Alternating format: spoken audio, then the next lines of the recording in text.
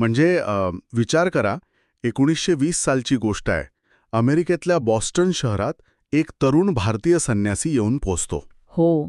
आणि विशेष म्हणजे त्याच्या खिशात पैसे नाहीयेत किंवा किंवा त्याचं इंग्रजीही पाश्चिमात्यांसारखं नाहीये. अगदी तेच. कोणतंही मोठं पाठबळ नाही.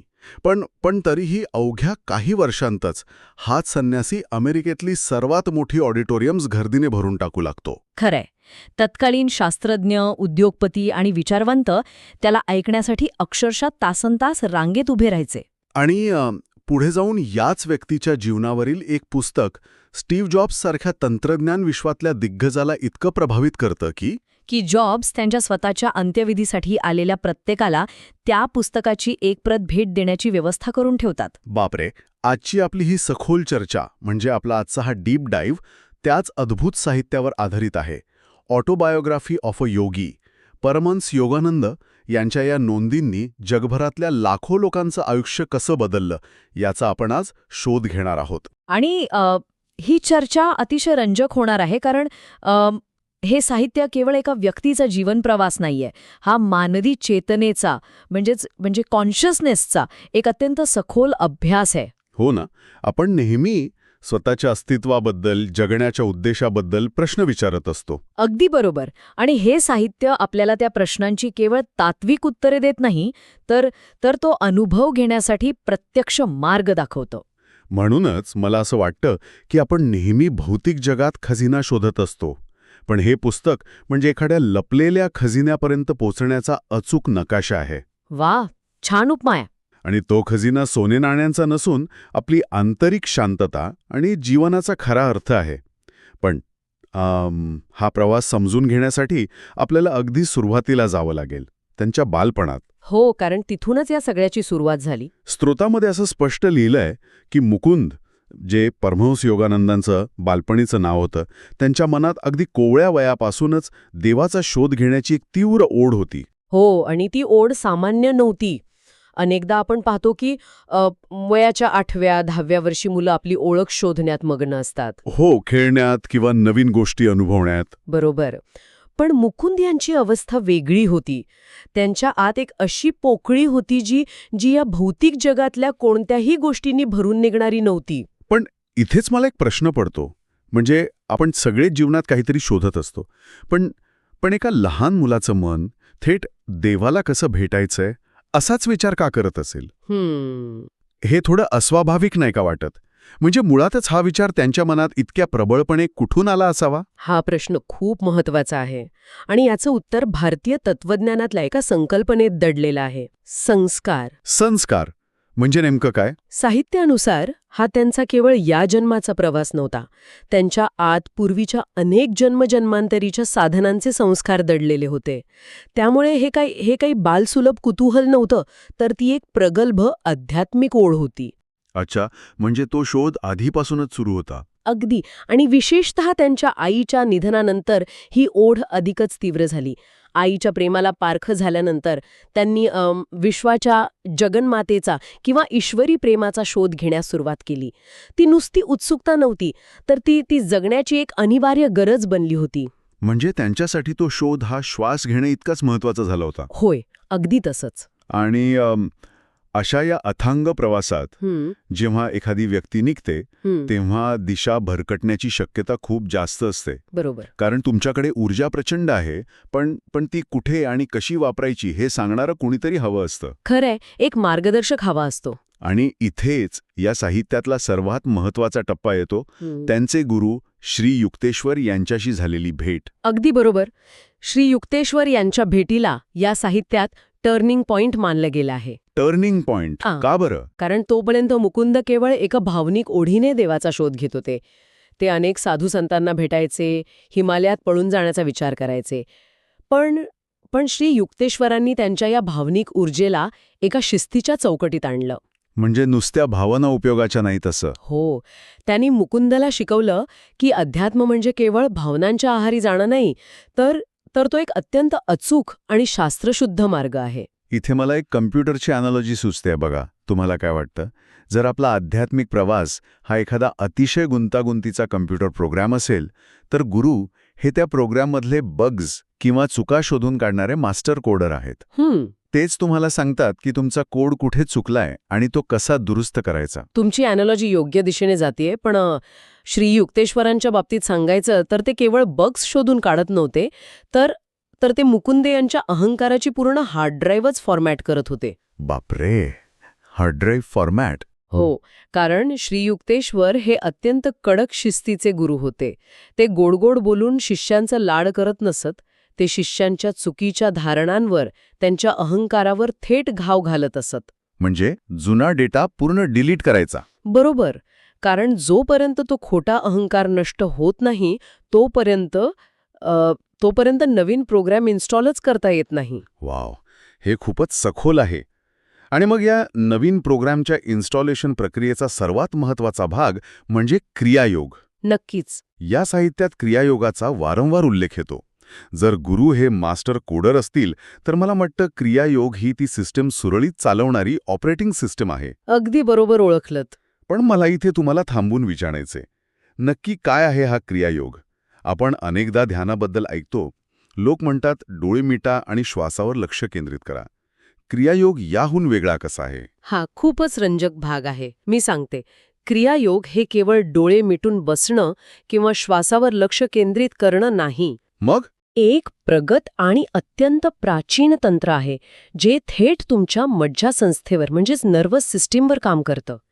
योगानंद समजावून सांगतात की सामान्यतः आपली जीवन ऊर्जा किंवा प्राण हा आपल्या 5 इंद्रियांद्वारे सतत बाहेरच्या जगात फेकला जात असतो. म्हणजे आपण जे बघतो, ऐकतो त्यातून. हो, आपण काय पाहतो, काय ऐकतो, काय स्पर्श करतो यात आपली ऊर्जा खर्च होते. म्हणजे आपलं लक्ष सतत बाहेरच्या जगातील डिस्ट्रॅक्शन्समध्ये अडकलेलं असतं. होय, आणि त्यामुळे मन कधीच शांत होत नाही. क्रियायोग हे एक असं तंत्र आहे ज्याद्वारे तुम्ही ती बाहेर जाणारी ऊर्जा जाणीवपूर्वक आत वळवता. आत वळवता म्हणजे नक्की कुठे? तुम्ही ती ऊर्जा तुमच्या पाठीच्या कण्यामध्ये आणि मेंदूत केंद्रित करता. पाठीचा कणा हा मानवी चेतनेचा मुख्य मार्ग मानला जातो. जेव्हा ती ऊर्जा आतून वरच्या दिशेने प्रवाहित होते तेव्हा मेंदूच्या पेशी जागृत होतात. अच्छा. आणि माणसाला खऱ्या अर्थाने एक सखोल ईश्वरी शांततेचा अनुभव येतो. हे ऐकताना मला त्यांच्या साहित्यातल्या एका विशिष्ट संदर्भाची आठवण येते. योगानंदांनी मानवी शरीराची तुलना एका रेडिओ रिसिव्हरशी केली होती, बरोबर? अगदी बरोबर. ती तुलना खूपच अचूक आहे. हो, मला आठवतंय. योगानंद म्हणायचे की ज्याप्रमाणे आपल्या आजूबाजूला अनेक रेडिओ लहरी पसरलेल्या असतात, पण आपल्याला गाणं तेव्हाच ऐकू येतं जेव्हा आपण आपला रेडिओ योग्य फ्रिक्वेन्सीवर ट्यून करतो. म्हणजे ती लहर तिथे असतेच, फक्त आपण पकडत नाही. अगदी तसं. ईश्वरीय चेतनाही या विश्वात सर्वत्र भरलेली आहे, पण आपलं शरीर आणि मन हा जो रेडिओ आहे तो बाह्य जगाच्या गोंगाटावर ट्यून झालेला आहे. क्रियायोग हा तो डायल फिरवण्याची प्रक्रिया आहे ज्यामुळे आपण त्या सर्वोच्च चेतनेशी जोडले जातो. आणि हे सगळं ऐकताना जाणवतं की हे केवळ तत्वज्ञान नाहीये, ही एक प्रत्यक्ष कृती आहे. हो, प्रॅक्टिकल आहे हे पूर्णपणे. म्हणजे हे करा आणि तो अनुभव स्वतः घ्या, अशी ही पद्धत आहे. आणि म्हणूनच जेव्हा योगानंदांना स्वतः या क्रियायोगाचे रहस्य उलगडले तेव्हा त्यांच्या गुरूंनी त्यांना एक अतिशय मोठी आणि कठीण जबाबदारी दिली. होय. ती म्हणजे हे ज्ञान पाश्चिमात्य जगापर्यंत पोहोचवणं. आणि विचार करा, तो काळ कोणता होता? 1920चं दशक. अमेरिका तेव्हा औद्योगिक क्रांतीच्या शिखरावर होती. हो, गगनचुंबी इमारती उभ्या राहत होत्या, विज्ञानात नवनवीन शोध लागत होते. अशा एका भौतिकदृष्ट्या अत्यंत प्रगत असलेल्या देशात जाऊन एका भारतीय संन्याशाने आतल्या जगाचा शोध घेण्याबद्दल बोलणं हे किती धाडसाचं काम होतं. हो, आणि इथेच आपण एका खूप महत्वाच्या आणि कदाचित वादग्रस्त मुद्द्याकडे येतो. कोणता मुद्दा? आपण नेहमी पाहिलंय की विज्ञान आणि अध्यात्म हे एकमेकांच्या विरुद्ध उभे असलेले मानले जातात.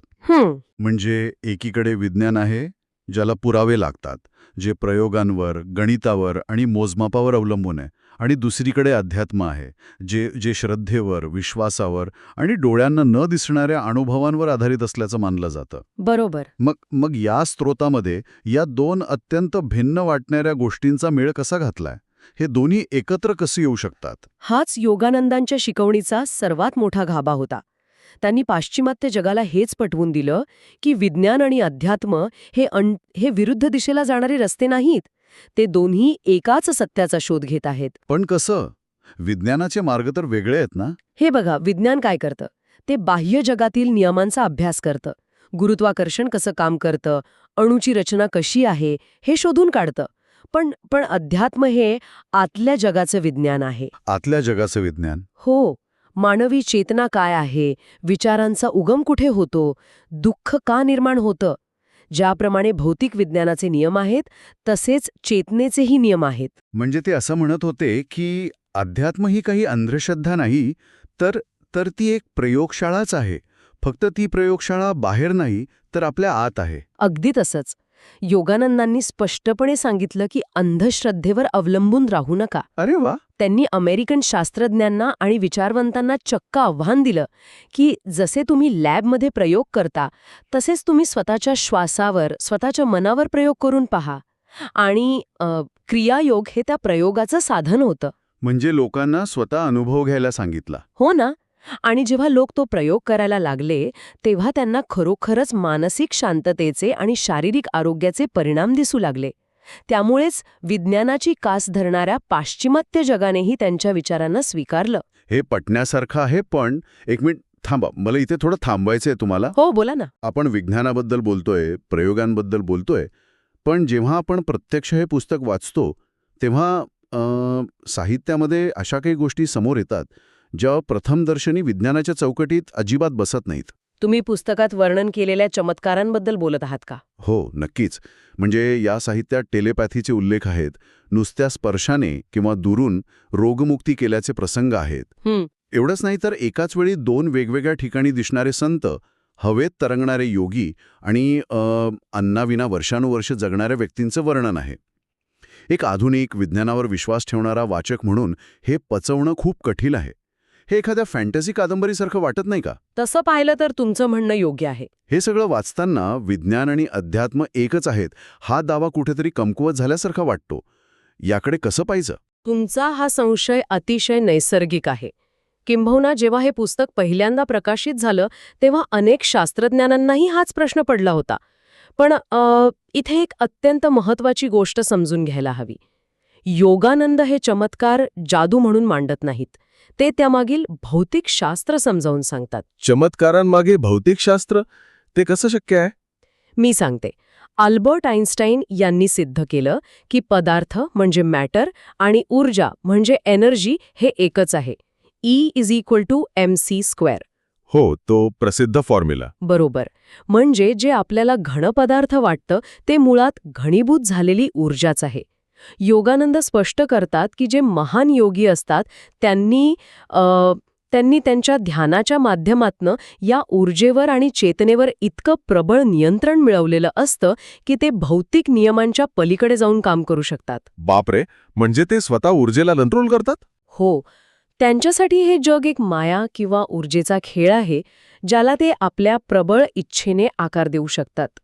त्यामुळे ते जादू करत नाहीत, तर ते विश्वाचे अधिक सूक्ष्म नियम वापरत असतात, जे अजून आधुनिक विज्ञानाला पूर्णपणे समजलेले नाहीत. ओके, म्हणजे आपण ज्याला नियम समजतो ते फक्त आपल्याला आतापर्यंत समजलेले नियम आहेत. त्याच्या पलीकडेही निसर्गाचे काही सूक्ष्म नियम असू शकतात? अगदी बरोबर. पण, आणि हा खूप मोठा पण आहे बरं का, काय? योगानंदांनी या पुस्तकात अतिशय स्पष्टपणे गोष्ट वारंवार सांगितली आहे, ती म्हणजे हे चमत्कार जीवनाचे अंतिम उद्दिष्ट अजिबात नाहीत. हो, मलाही साहित्यातून हेच जाणवलं. चमत्कार हे पुस्तकात आहेत नक्कीच, पण पुस्तकाचा मुख्य सूर काही वेगळाच सांगतो. तो सांगतो की देव किंवा शांतता ही चमत्कारांमध्ये नाही तर स्वतःच्या आत शोधली पाहिजे. स्वसाक्षात्कार म्हणजे सेल्फ रिअलायझेशन हे जीवनाचे अंतिम ध्येय आहे. अगदी खरंय. मला इथे एका वेगळ्या ॲनालॉजीची आठवण येते. तुम्हाला काय वाटतं? हे चमत्कार म्हणजे एखाद्या मोठ्या ब्लॉकबस्टर चित्रपटातल्या स्पेशल इफेक्ट्स किंवा VFX सारखे नाहीत का? स्पेशल इफेक्ट्स म्हणजे तुम्हाला नक्की काय म्हणायचंय? बघा, जेव्हा आपण एखादा हॉलिवूडचा ॲक्शन चित्रपट पाहतो तेव्हा त्यातले मोठे स्फोट, हवेत उडणारे गाड्या, अद्भुत ग्राफिक्स आपलं लक्ष वेधून घेतात. हो, आपण पूर्णपणे भारावून जातो. पण जर त्या चित्रपटाला चांगली कथा नसेल, त्यात भावना नसतील, तर ते स्पेशल इफेक्ट्स आपल्याला फार काळ खिळून ठेवू शकत नाहीत. चित्रपटाची खरी ताकद ही त्याच्या मूळ कथेत असते. वा, खूपच छान जोडलं तुम्ही हे. तसंच हे आध्यात्मिक मार्गातले चमत्कार म्हणजे फक्त लक्ष वेधून घेणारे स्पेशल इफेक्ट्स आहेत, पण या संपूर्ण प्रवासाची खरी कथा ही स्वतःच्या आत डोकावून आंतरिक शांतता आणि ईश्वरीय प्रेम शोधण्याचीच आहे. मी पूर्णपणे सहमत आहे. किंबहुना योगानंदांचे गुरु श्री युक्तेश्वर अनेकदा सांगायचे की सिद्धींच्या किंवा चमत्कारांच्या मागे धावणं हा आध्यात्मिक प्रवासातला सर्वात मोठा धोका आहे. धोका तो कसा? कारण ते पुन्हा तुमचा अहंकार वाढवू शकतात. मी किती महान आहे, मी काय करू शकतो, या जाळ्यात अडकलेला योगी मूळ सत्यापासून भरकटतो. म्हणजे ते मुक्काम नाहीत, ते फक्त वाटेतले लक्षवेधी फलक आहेत. अगदीच. खरा आणि शाश्वत आनंद हा कोणत्याही चमत्काराने मिळत नाही. तो मिळतो तेव्हाच जेव्हा तुम्ही स्वतःला ओळखता. भौतिक शरीराच्या पलीकडे जाऊन मी एक शुद्ध चेतना आहे ही जाणीव जेव्हा निर्माण होते तेव्हा मिळणारी शांतता ही चिरंतन असते. खरंय. देव कोणत्या ढगात बसलेला नाही किंवा तो कुठल्या चमत्काराने भेटत नाही. तो आपल्या आतच आहे ही जाणीवच माणसाला खऱ्या अर्थाने मुक्त करते. क्या बात आहे. आज आपण एका अत्यंत अद्भुत आणि सखोल प्रवासाचा आढावा घेतला. आपण पाहिलं की एका लहान मुलाचा मनातला देवाला कसं भेटायचं हा प्रश्न फक्त एक कुतूहल नसून ती एक जन्मोजन्मीची ओढ असू शकते. हो, आणि त्यानंतर श्री युक्तेश्वरांसारख्या कडक शिस्तीच्या गुरूंचं मार्गदर्शन कसं अहंकार नष्ट करून योग्य मार्ग दाखवतं हेही आपण समजून घेतलं. सोबतच आपण क्रियायोगामागचं शास्त्र समजून घेतलं. ती फक्त एक धारणा नसून मज्जासंस्थेला ईश्वरीय फ्रिक्वेन्सीवर ट्यून करणारी एक प्रत्यक्ष कृती कशी आहे यावर आपण चर्चा केली. आणि सर्वात महत्त्वाचं म्हणजे पूर्वेचं अध्यात्म आणि पश्चिमेचं विज्ञान हे एकमेकांचे शत्रू नसून एकाच सत्याचा शोध घेणारे दोन मार्ग आहेत हे योगानंदांनी कसं सिद्ध केलं हेही आपण पाहिलं. हो, चमत्कार हे केवळ स्पेशल इफेक्ट्स आहेत, पण जीवनाची खरी कथा ही स्वसाक्षात्काराच दडलेली आहे. हे आजच्या चर्चेचं मुख्य सार होतं. आणि मला वाटतं म्हणूनच हे साहित्य आजही 100 वर्षानंतर तितकंच प्रस्तुत आहे. ते वाचकाला बाह्य जगाकडून स्वतःच्या आतल्या जगाकडे वळवतं. पाहिलं की सर्वोच्च सत्य, खरी शांतता आणि तो अथांग आनंद हा बाहेरच्या जगात नसून आपल्या आतच दडलेला आहे. जर तो पूर्ण खजिना आपण नेहमी स्वतःसोबत घेऊनच फिरत आहोत, तर मग आजच्या या धावपळीच्या जगात जिथे आपण सतत कुठल्या तरी स्क्रीनकडे बघत असतो, पुढच्या नोटिफिकेशनची वाट पाहत असतो, तिथे आपल्याला स्वतःच्या आत डोकावण्यापासून नेमकी कोणती गोष्ट रोखत आहे? हा विचार करायला लावणारा प्रश्न आहे. आपण स्वतःच्या आयुष्यातल्या कोणत्या स्पेशल इफेक्ट्समध्ये इतके अडकलो आहोत की आपण स्वतःच्याच आत दडलेली खरी कथा वाचायला विसरून गेलोय? हा प्रश्न नक्कीच विचार करण्यासारखा आहे. पुढच्या सखोल चर्चेपर्यंत शांत बसून स्वतःच्या आतल्या या प्रश्नाची उत्तरे शोधण्याचा नक्की प्रयत्न करा. भेटूया पुढच्या वेळी.